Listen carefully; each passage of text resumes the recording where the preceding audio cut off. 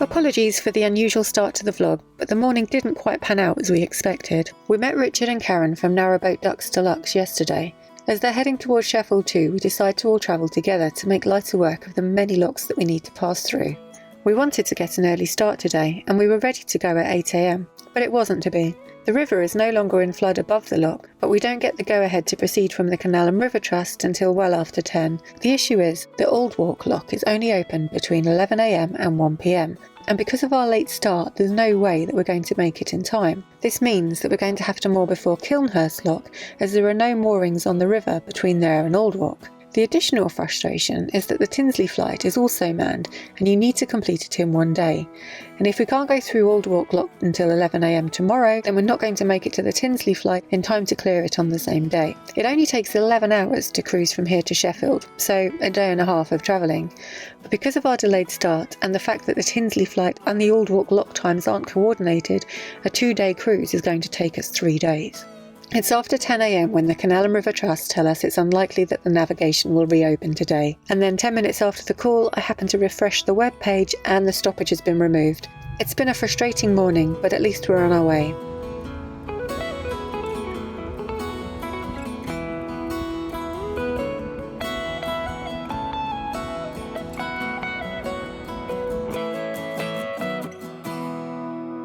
Ducks Deluxe make it off the pontoons first, and Karen is already at the control panel, so George and I get to relax on the bow for a change. I just wish it wasn't quite so chilly. There's a rail bridge and a road bridge crossing this end of the lock, so it's pretty dark and dingy under here while we wait.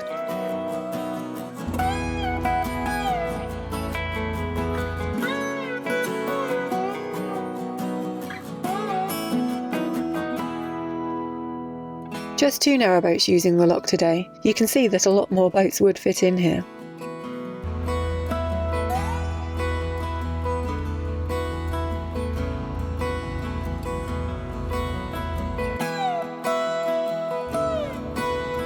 Karen opens the gates and lets us out onto the river. It'll be my turn at the next lock.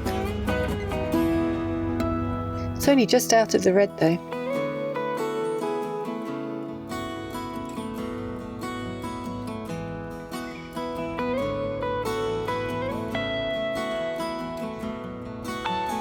The River Cheswold leaves to the left. Sadly for Michael, that one's not navigable. Doncaster Prison is to our right here. There's so much debris caught on the weir, flotsam deposited after all the recent flooding.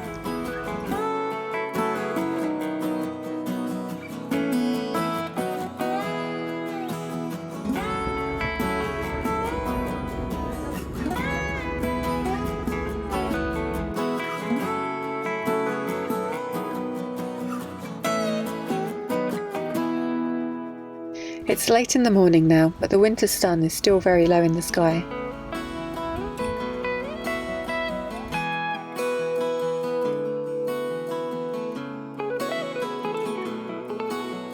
Here we are passing the village of Hexthorpe. The only evidence of it from the navigation are these few houses.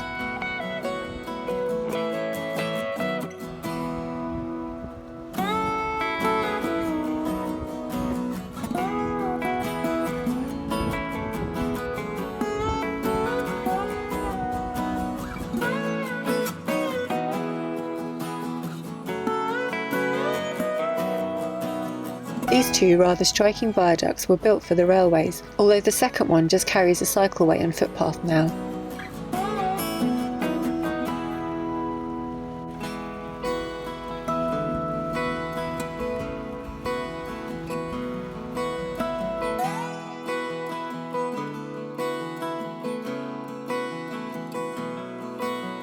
And for anyone who's interested, this bridge is for the A1M.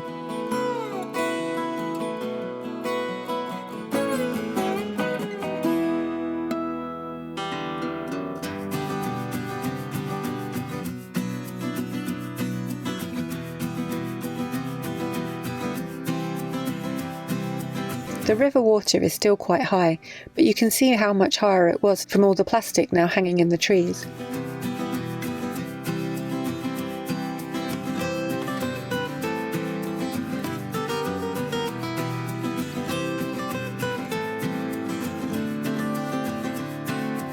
Michael drops George and I off at the pontoon before Sprotber Lock. It's set against us, so first I need to open the sluices and empty the chamber.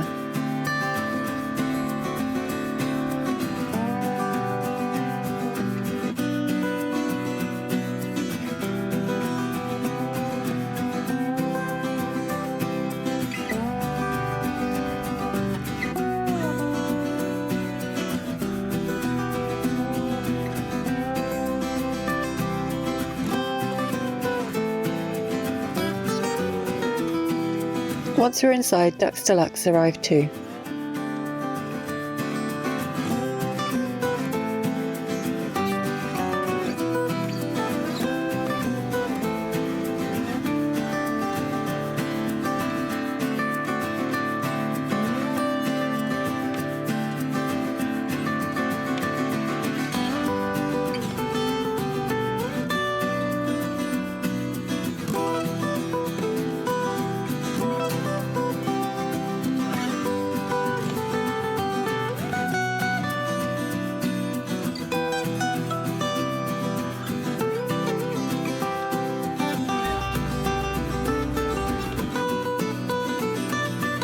Here we are cruising through the Don Valley towards Conisborough, and it's a gorgeous day to be out on the river.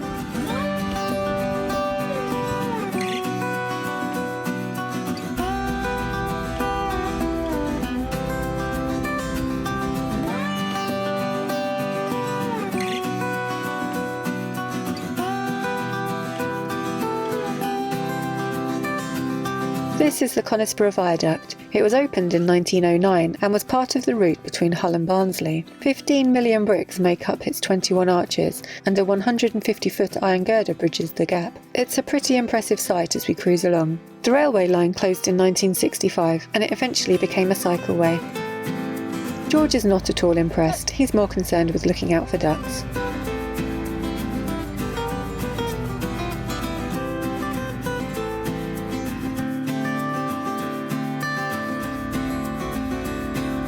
It's always nice to be in a convoy with another boat on wide navigations, and Richard and Karen are great company.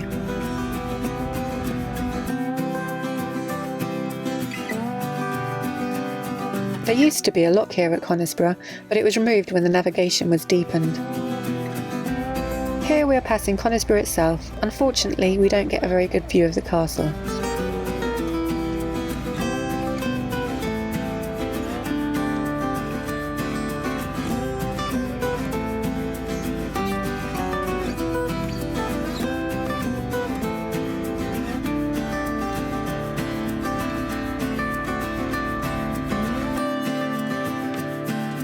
It's really disgusting to see how much plastic has caught in the trees after the flooding.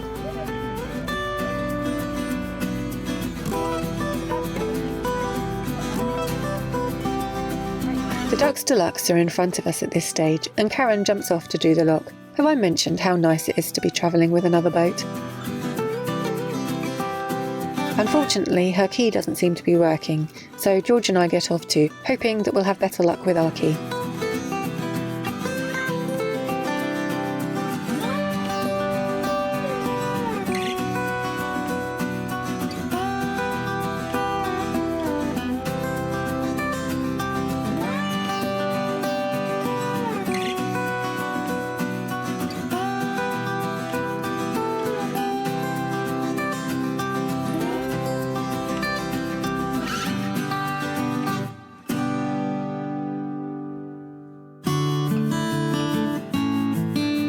This is the Mexborough New Cut.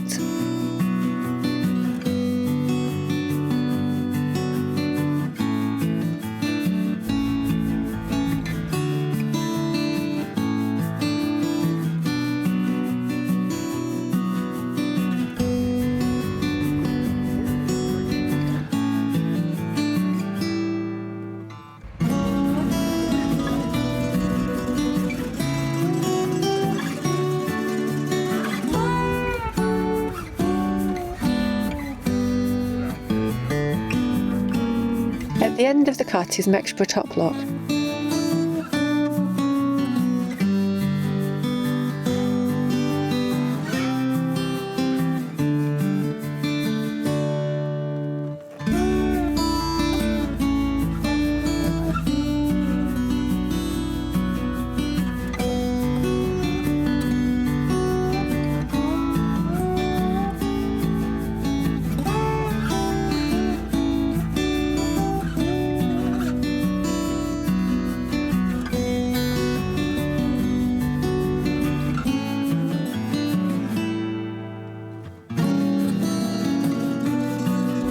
We pass a very old warehouse and then some brand new housing.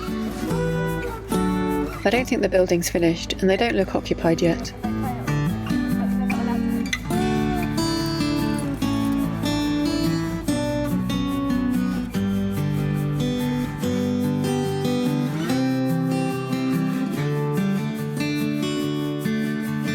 And then we spot Gold, a waterside Lidl, although there's no mooring outside and there's a high fence. Sadly, it looks like they're not interested in our trade.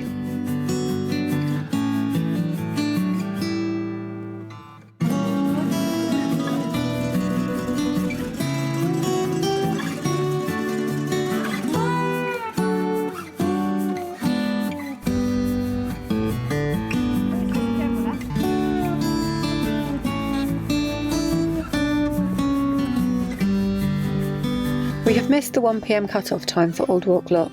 In fact, it's way past 2 PM. That means this will have to be our last lock of the day. You can see why we don't leave George on the boat in locks. He's quite a pain and not happy at all. Unfortunately, we had no choice here as the bank is so high.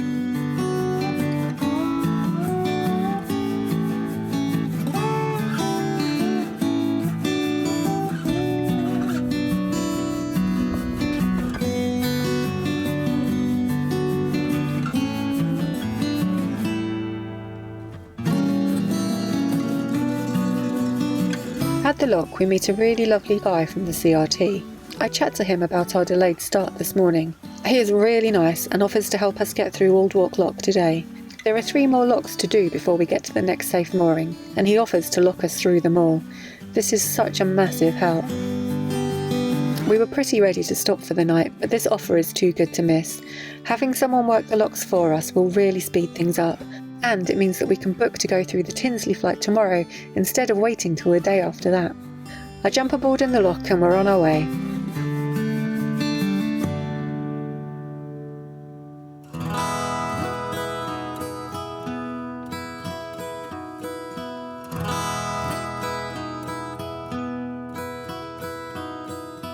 You can see just how low the sun is in the sky. It's mid-December and the days are at the shortest. Being the middle of winter, it's also very cold.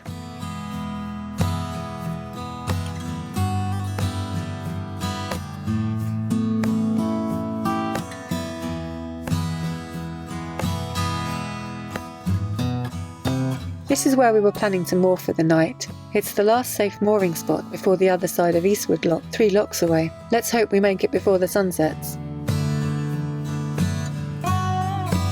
What a lovely sight that green light is. The lockkeeper's already here and ready for us.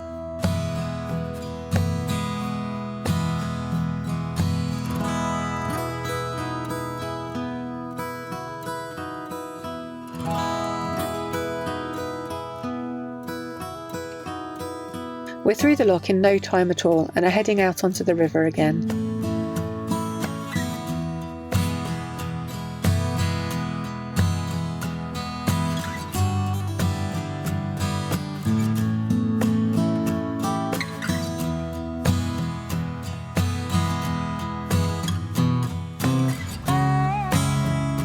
At this point, I asked Michael, is that a whale?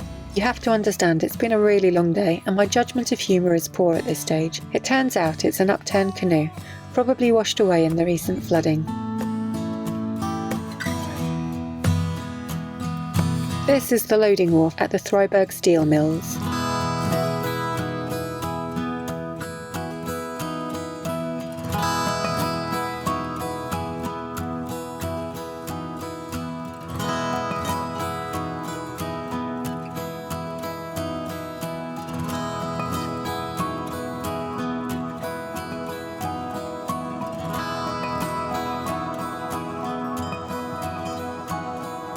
We've arrived at Aldwalke Lock, the one that has the timed entry. We don't really understand why this is the case because the notice doesn't stay. We're just grateful to be getting through tonight.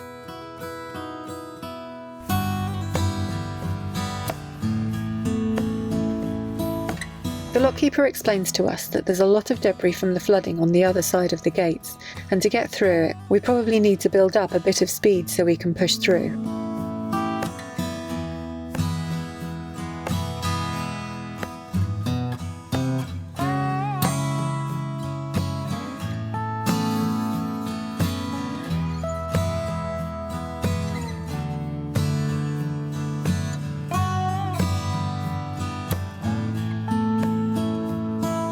We make it no problem, but pick up a bit of debris along the way.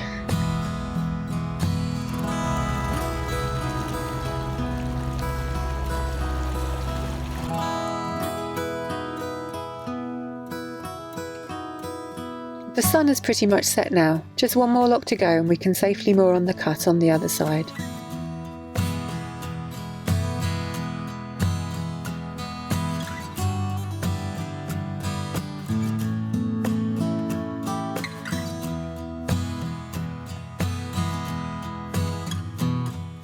Michael drops George and I off just as the lovely lockkeeper arrives.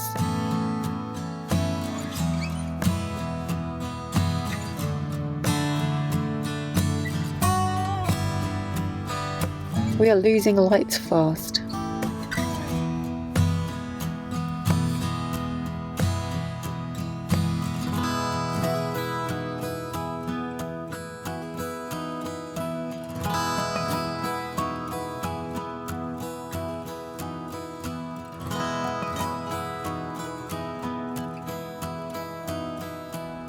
Alright, let's just do it. We're still really magenta for some reason. We're looking great. Yeah. Loving life. So we're in Rotherham, whatever. Rotherham. And we're too tired to do an outro, so let's just hope we can remember what happened and the commentary was good. But it's after sunset, we've only just moored, we're tired, we're hungry, it's Michael's birthday, there's no birthday cake, and yeah. It's absolutely freezing. There's a Morrison's that way, but we've got to walk like half a mile that way to turn around and go back that way to get my birthday cake. So I hope you enjoyed the vlog. Thanks for watching. If you did, if you liked it, give us a thumbs up, comment down below, subscribe to the channel if you haven't already, and hit the bell if you want notifications. Exactly.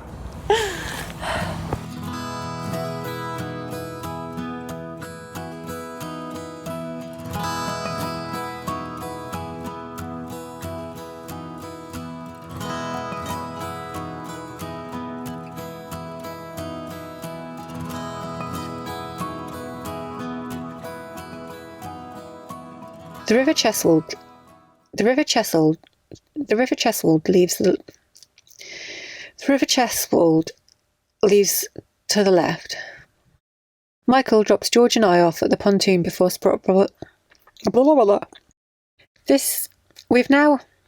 we arrived at we have a